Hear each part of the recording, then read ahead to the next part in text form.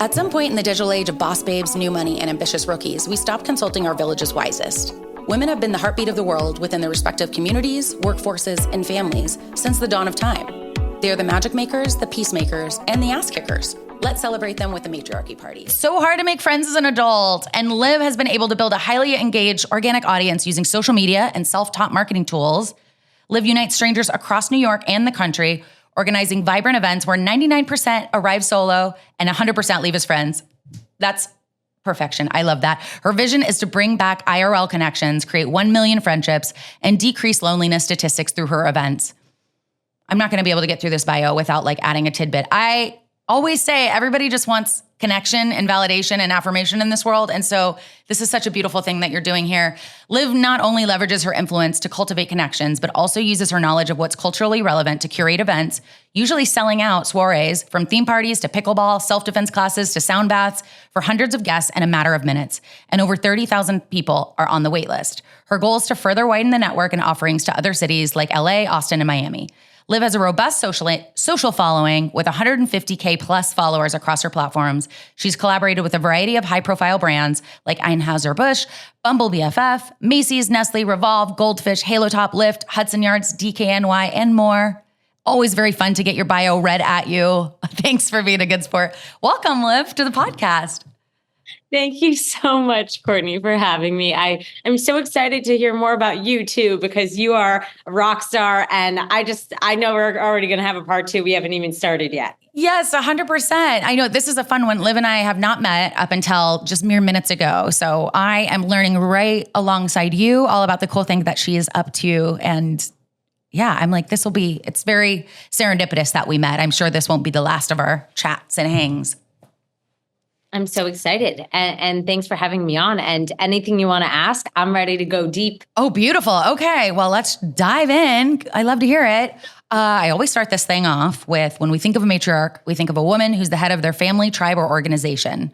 When in your own life, have you felt like you had to demonstrate those traits, whether by necessity or not? I think I always have to, and every woman has to kind of have those traits every day, the second you walk out of your apartment. And it's all about starting that day off right. So I try to fill my cup up so I can fill others up. Usually that consists of music and dancing in the morning, and waking up with a head on my shoulders, ready for all the good that's about to happen, and setting myself up to anticipate the good and the luck, which is what my mom and my grandma, my matriarchs, have taught me. And that's a good way to go out into the world. I love it. A couple things that I just pinched me.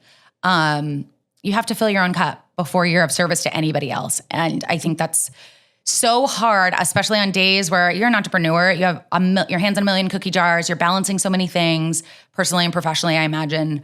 And if you're not taking care of yourself, it's not sustainable. And you're going to be no good for your relationships, for your business, for your team. And so that's so important, especially the busy days, to carve out even just minutes to be able to refuel however that means to you.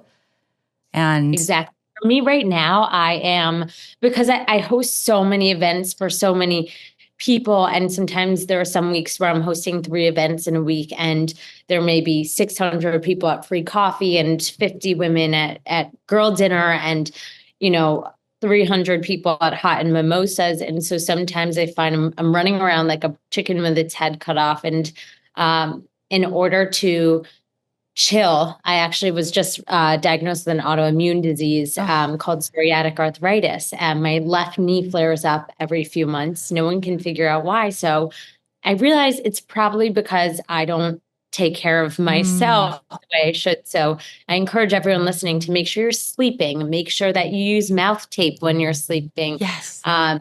Try to, have whole foods. I just cut out coffee. It's day 4. Oh my gosh. You're doing it. But I'm doing it. Wow. And I got a colonic. It was great. I'm psyched. I went to Atlant Health. Have you ever gotten a colonic? No, but I've heard so much about them. I can imagine it just flushes you out. I love all the wellness things. So tell us all about it. Yes. So I'm starting fresh. I decided I'm going to have a colonic and I'm going to start fresh. So I'm avoiding sugar and coffee, and I don't drink and I don't eat gluten. I know I sound like a really fun You time. sound like a girl who has a lot of fun at parties. No, I'm just kidding. No, I have the best I love time. it.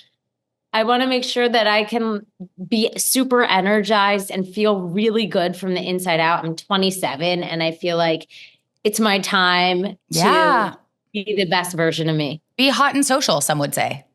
Yes.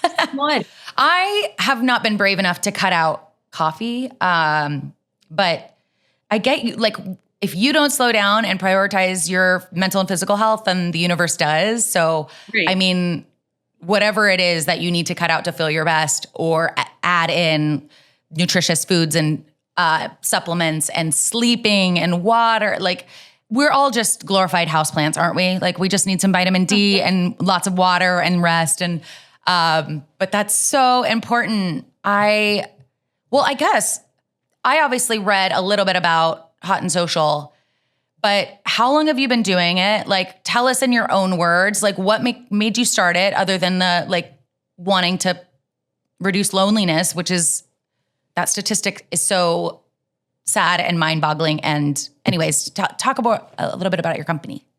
Yes. I mean, I'm a very entrepreneurial girl. I started at like 4 years old. I was walking around the neighborhood selling bracelets door to door. I think my mom called my neighbors and warned them. I asked her about it to this day. But anyway, I was always the girl starting businesses and lemonade stands and selling things in the middle school hallway. And I always knew I would start a company, but I didn't know what. So I started a marketing agency with my twin brother. It's called Brand Caffeine. We still run it. Our clients are incredible. And we do create content for luxury brands and services in New York City, much like Fantastic. you. And whenever I would say my job title, I never resonated with it. Like, it always felt like something was off. And I couldn't put a finger on it, but it just didn't feel like me. Hi, I'm Liv Schreiber, and I own a digital marketing agency. Never felt like that was my big end goal dream. Yeah. And so one day I had someone over, an assistant over, and she saw that a few followers were asking me where to make friends in New York City. For context, I moved to New York when I was 21 years old. I graduated a year early from college. Amazing. And I became a broker. And I was so miserable in my job, Courtney, that I started posting under my desk. And I started posting uplifting quotes to make myself not depressed. Yeah, knowing you for like approximately 6 minutes, I'm like, that's not the job for you. Right. I'm sure it like paid you money to survive living in a city like that. But I was like, no, that's not the thing. So you're posting under your desk. Exactly. And I slowly start to gain a following. So I call myself an accidental influencer because I didn't intend on like going full force into this until I'd say about 2021. I had over 10,000 followers and I was like, this is pretty cool. Yeah. And I love people. So I saw it as a way to make new friends every day online. And it's just that's so the best cool. part of social media is when it's like that. Yeah. Like, that's the tool that I hope that it was invented for, is that connection and like making friends online. And so I tell people, treat it like you're going to get coffee. Like, if you're following someone and you wouldn't get coffee with them tomorrow morning, unfollow them. That's so smart. I have to do a purge every once in a while because I'm like, wait, am I just like playing the comparison game? Am I like not content in my own life? Because I'm like, I mean, it's fine to have aspirational follows for sure. And people that you're like, maybe like Kamala Harris, like doesn't want to get in coffee with me tomorrow, but I would if she invited me, you know, like but I think your feed should be a combo of like people that you love, that you know, and people that inspire you. And if it's not, then yeah, unfollow, cut the fat. Exactly. Cut it. So I, started Hot and Social not as a business. I just decided to throw a party for my followers to meet each other. And I don't even call them followers. It's more so people in my community. Yeah. And the rule was everyone comes solo because my twin brother was single, and it was called Hot and Single because I wanted to find a sister-in-law. Oh my gosh. Well, and what I didn't bring up before is I too have a twin brother. No way. Yes. He's 2 minutes older than I am.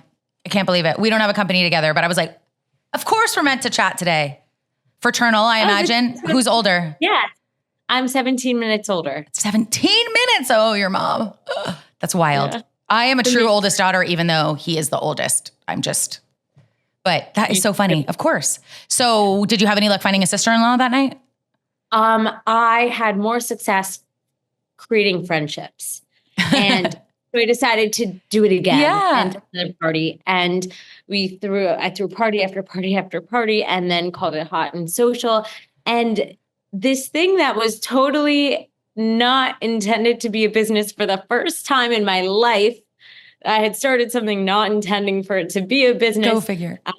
Became a true community, and something I'm so grateful for. So we're about almost 2 years in. We have over 40,000 people on the wait list, and now we've expanded into camp, social, and pickleball, and monthly parties in New York City.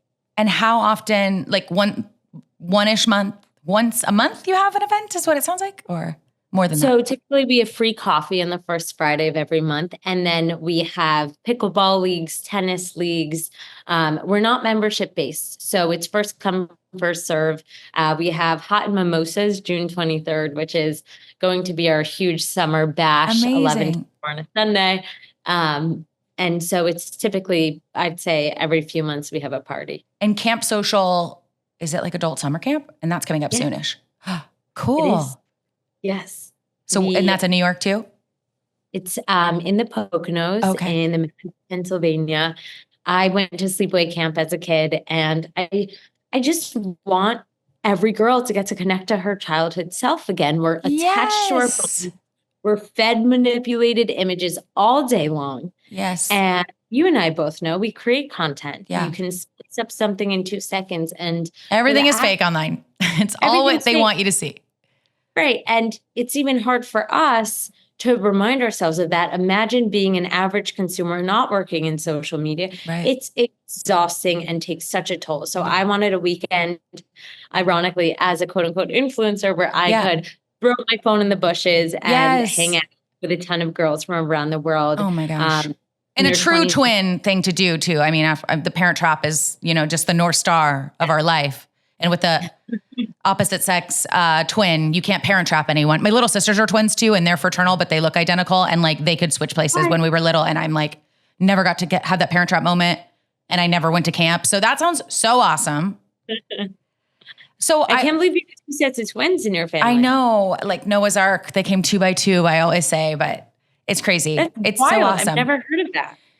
I always say, I'm like, the doctor told my mom she was going to have more kids. She'd have twins, if not triplets. So I know. So needless to say, there's just us 4, but like that seems like a lot. And now knowing just what it takes to be a human adult, I don't have human children, but I'm like, wow. You always have more respect and empathy for your mom. The older you get, you're like, oh my gosh, how do they do this? Mom's superpowers. Okay, so you guys, if you're in New York or near adjacent, you should go and check out those events go to summer camp. Sounds amazing. I'm sure this happens a lot, but do you have a time where asking for what you want paid off in this journey? Always. It never has not, because every no, the thing that I think about rejection, every no leads to a yes. It leads to a connection. It leads to something down the line. It's just up to you. Nothing is ever going to be handed to anyone. You have to work for everything you have. So, yes, I used to slide into the DMs of a certain entrepreneurial celebrity every day. And one day, this entrepreneur asked me if I was free to style him. And I was headed to a Google interview instead, because that was my plan for the day. And this entrepreneur said, meet me in 20 minutes. You could be my stylist. And I said, great. And I met him in 20 minutes, and it changed my life. I ended up styling Sarah Blakely and Jesse Itzler. Come on. That's amazing. And Sarah, I would say, is also a matriarch to me because she taught me that you just have to ask the universe for what you want. And I don't know if you know the story of Spanx, but Yeah. she always used to ask the universe, I want to help people and I want to somehow make money. Like, I don't know what that is, but help me find that. And I started doing that after she became a mentor to me. And I really do think that resulted in Hot and Social. 100%. I am such a fangirl for both of them, but especially for Sarah a lot longer. And the trips that she takes, like birthday trips where she takes like 10 of her besties, like on a trip every year, I'm like, that's on the vision board. I think she's so cool and normal. And the way that she's created her life and made a product that serves like every woman I know has worn or does wear. Like, what a brilliant, I mean, I love it. I love her story. She's a great follow and just a great inspirational entrepreneur story, like of a female founder. So if you're not familiar, you guys have to go and give Sarah Blakely a follow. But that is so cool that you were connected. And I love, like, did you give a lot of DMs with no response back or for a long time? And then all of a sudden she's like, that was it. Yeah, I actually didn't DM Sarah. I would DM Jessie every day. And I one day was getting ready for my interview in the back room and I got a DM from Jessie asking where to shop in New York. He had answered and seen my messages and I called my mom freaking out. She said, I don't know, Google it. So I sent him a Googled list of where men shop in New York. And then I wrote, why don't I shop for you? And I didn't expect him to reply and say, great, meet me in 20 minutes. But I literally saw my life taking two separate paths in that moment. One was like Google, a corporate, if I would even get the job. And then one was just a life unexpected. And I took that path. Well, and had you just said, like, thank you so much, have fun at your event, how different your life would have been had you not asked, like, why don't I do it? Or like, can I help? What can I do to support you? Asking for what you want, like it's a total sliding doors of like two different lives you could have had. Like you said, that's so awesome. And I think it's important to note though, that it's not take. It's how can I help you? 100%. And it's how can you add value to other people's lives? It's not about us and what we're gaining from it. That will come as a result of giving other people value. 1,000%. Everyone just soak that up for a second. I think there's so much like self-awareness that has to go into an ask. And I feel like gratitude and openness when you're asking the universe for something. But when you're asking for a person, especially one who's maybe there's high stakes, maybe you just admire them a lot and they are a public figure, like have some empathy and self-awareness. And how can you provide value? If you're prepared for something, even if it's just knowing that their time is valuable and you'll take 5 or 10 minutes or you can contribute something that they're asking for. A lot of people are sourcing information through social media and asking on stories, who has a recommendation for this? Or who do you know that's great at this? Or looking for a content creator, photographer, stylist, and being able to like provide value that in turn you're going to get mentored, whether or not that's part of the plan. Right. That's such an important piece of that too. It's just the approach and creating value there, providing value. Well, let's talk about other matriarchs. Who is she or who are they? I would say the first is my grandma. She is 83, and she is the top broker in Westport, Connecticut. Amazing. The hustler. And she is really she's not so motherly. She's just business and loves what she does. She loves real estate. She loves to work and she loves her family. And so she's just taught me the power of having a happy gene. She says that we're born with happy genes. And so we are supposed to wake up every day with a smile on our face. Obviously, this is a different generation. Okay, we're in the generation of knowing our feelings and acknowledging them and therapy. This is my grandma who thinks we had the happy It wasn't gene. like that then. Yep. It wasn't like that. There was no time for anything else. She grew up sleeping in a bed with 8 of her family members. and they worked their way up in America. And so I'm really proud to have her as my grandma and to get to commiserate with her on business and brands and deals. It's really cool. That's so special. And I mean, well, that makes sense now why you were a broker when you first moved to New York. Yes. You had a friend in the business. What's your grandma's name? Barbara. Barbara. And is it your maternal or paternal? Which side? It's my mom. She's my mom's mom. Barbara Ross is her name. Amazing. 83-year-old crushing it. Well, and I guess that's no surprise why you were like an entrepreneur at 4 years old. Like she must have been a strong presence your whole childhood. You were very close with her? I really got closer with her, I'd say, as I got older, because she was always working. Yeah. Like, she wasn't at my dance recitals most of the time. She's booked and busy. She was booked and busy. And, my grandpa actually was more of the maternal figure.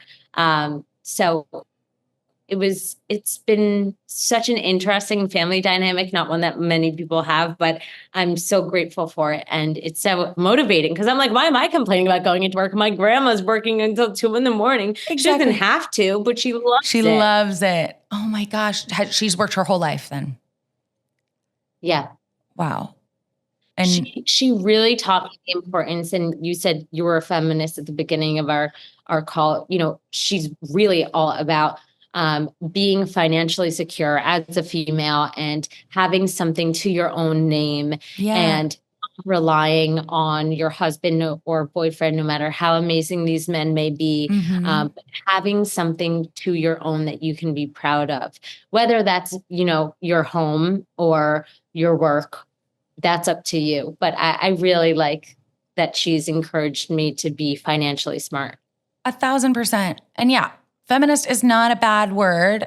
I think it's just having the financial literacy, like you said, and like prioritizing yourself and making sure you are financially free in that way. Whether you have a loving, supportive relationship is so important, but especially like in the world she lived in the last 83 years was so different than, and I mean, that's why we have this podcast really, is to shine a light on all of that. Like the struggles are completely different now, but that is pretty magical. And like, how sweet to be so close. And does she live on the East Coast as well?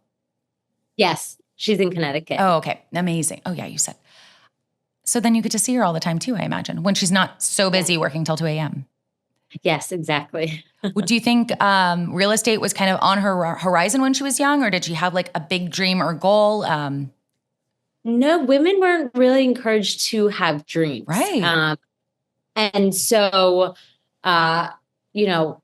she was a mom. And then when my mom got to be around 12 years old, my grandma realized that she really wanted to have something she could call her own. My grandpa had a grocery store business, and she was overplaying tennis and pickleball and cleaning up after my mom and her brother, and she wanted to do something. And it's so cool because she fell in love with this so late in life. Not late, but your kids are 12, you're probably in your 40s. Mm-hmm. It's not like, being a girl in your 20s, learning the ropes, where it's okay to make mistakes because you're young and you can blame it on having just graduated college. Sure. I think it's another, and there's a lot more at stake when you're a mother. So totally interesting. You're less keen to take risks like that are going to impact your children and not just you. Exactly. And she might come stop by Camp Social. So I'm really excited for that. Yes. Yeah. Honestly, like such a full circle thing. What do you think she would consider to be her biggest accomplishments in her life so far? She's still in I don't know. We should probably ask her. Yeah. We should. Should I call her? Yeah. Well, and usually I would say, I always ask you if you could say anything, what would it be? And can we call them? But let me ask you some rapid fire, and then let's get grandma on the phone. If she's like not booked and busy, how cute. I love it. Would love to talk to her. Did she have any sort of routine or things that she did consistently? Anything she swears by? The only thing I can say is she dances in the morning while brushing her teeth. So she'll sing and dance, kicking her teeth and and brushing her teeth. And that's really it. She just has this fierce mindset. Her brother passed away. He was a paraplegic. He became paralyzed after a sledding incident. He shoved his daughter off the sled just as they were headed for a tree, and he Oh my became gosh. paralyzed. And so her entire life, in her middle age of when that incident happened, was really brought to clarity of how blessed and how lucky we are every day to be able to move our bodies and breathe and be kind to people and to speak and to be able to walk around. So I think that's probably something that gratitude, hopefully most people don't have to come into such gratitude after such sadness. But that's definitely something she lives by. That's beautiful. And dancing is such a vibrational shift and tool. Like, it might seem silly, but like, if you need to reframe your mind or like shake the bad funk off, put on a favorite song and dance for a couple minutes and it will totally change your life, especially in the morning brushing your teeth. I've never tried that, but may we all be living in that like gratitude place and try and move our body more, because a lot of people cannot. Oh, that's awful. Especially as like being close to our brothers, like we had said before, even worse. Yes. Well, sharp pivot to a more fluffy question here, but is there a song or beauty tip or piece of jewelry that makes you think of her? Not really. No, she doesn't really do much for skincare or beauty or any of that, but we do have a girls' weekend. We go out to a lake in the Poconos and spend time with my grandma, her sister, my mom, and my mom's cousin. And it's really more so about our memories and our inside jokes than like her beauty tips. It's instead of her beauty tips, I have her business tips. You know what I mean? Yeah. It's like kind of a weird response, but well, what's the best advice? Tell me like some of the advice she's given you. It's always about how you treat people. And she has a story actually that sticks with me every single day. Just as impactful as a beauty tip, which is she was early in her broker career, and a guy wearing ratty looking clothing walked into the brokerage, and all of the other brokers were too snooty to take him. They were like, we're Connecticut brokers. This guy's wearing raggedy clothing. No one wanted to take the guy out to go see houses, because in that time and age, you would take, a client with you in your car and drive him around. And so my grandma, being the newbie, said, I'll do it. I'll take him out. And so she took out this man in raggedy clothing, and he ended up being a rock star. Of course. And they got back to her brokerage, and he ended up signing and buying for a multi-million-dollar home. And all the other brokers were like, how, what? They were so upset. They couldn't believe it. And my grandma always says, you always say yes to everyone. You never judge a book by its cover. Yes. And that's really, I think, my favorite story. That's so special and so important, no matter what you're doing in your life. Like, what wise wisdom. You never know what saying yes is going to do. And also just like, I feel like that story happens very frequently of like somebody judging and then everyone's like, wait, what? But that's so magical. Exactly. And I'm sure like was a customer for life then after that, but that's amazing. Well, what's one word to describe her? Fierce. Fierce. At 83, we can all hope to be that. And she'll kill me. I'm not even going to send her this podcast because she will kill me if she knows I revealed her age. So okay, so she's a spring chicken. We'll edit out Barbara's age. Don't Google it. Well, yeah, let's get her on the phone so we can tell her some sweet things. She's very booked and busy. Let's see if she's. Well, we'll try.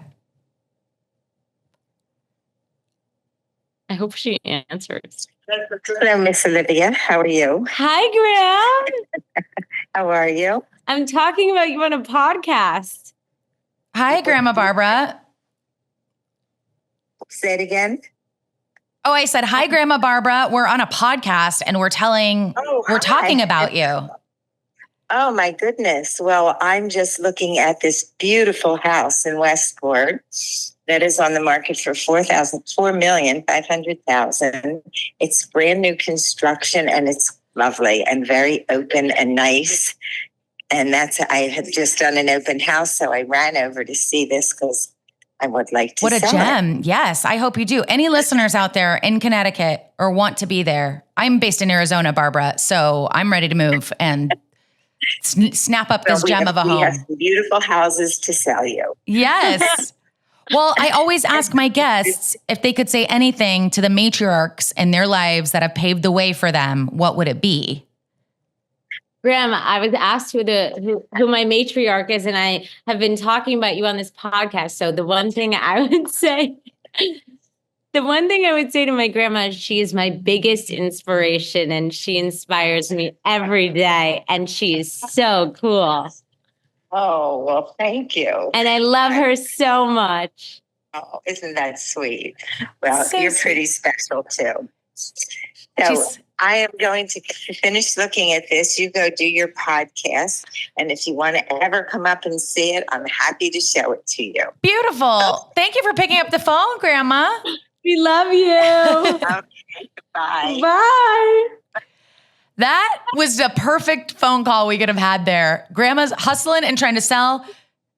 Oh my gosh, this is amazing. Guys, a cool 4 million. Any of you in the business, I want to see now I want the link. I want to see what this beautiful home is. She's like, baby, I'm busy. Thanks for the compliment. I got to go. I got to work. Later. Later. She's like, yeah, you're special too. I'm like, okay. You're like, wow. Gosh, the powerful women in our lives, all we're seeking are their validations and pride. That's so funny. Oh my gosh. Well, I know you're booked and busy. Thank you for making the time to chat about yourself and Barbara. I can't wait to meet you in real life at some time. I'll have to check out your events. Thank you so much. We have over 400 women coming for Camp Social this summer from around the country and the world. So I'm really excited. We're expanding into more camps, winter camps. So stay tuned for that. Yes. You can follow at Camp Social, Hot and Social, HOTANDSOCIAL. And I'm Liv Schreiber, LIVSCHREIBER. And Courtney, you're awesome. You made my whole day. Oh my gosh, likewise. Oh my gosh. Thank you so much. I'm glad you plugged out because I was going to ask you. I'm like, guys, you need to follow. I need to get there and check out all your companies. But this has been so lovely. I hope to meet you soon. And yeah, thank you for the time. That was so magical. I loved getting to know you and Barbara. Next time you're here, you're coming to Connecticut. That's all there We're is. giving you a tour. 100%. I need to add another day so we can meet Nana and go to Connecticut because You're going to love it, by the way. where do I sign? Amazing. That's so funny. Well, thank you so much, Liv. Take care. Thank you. Bye.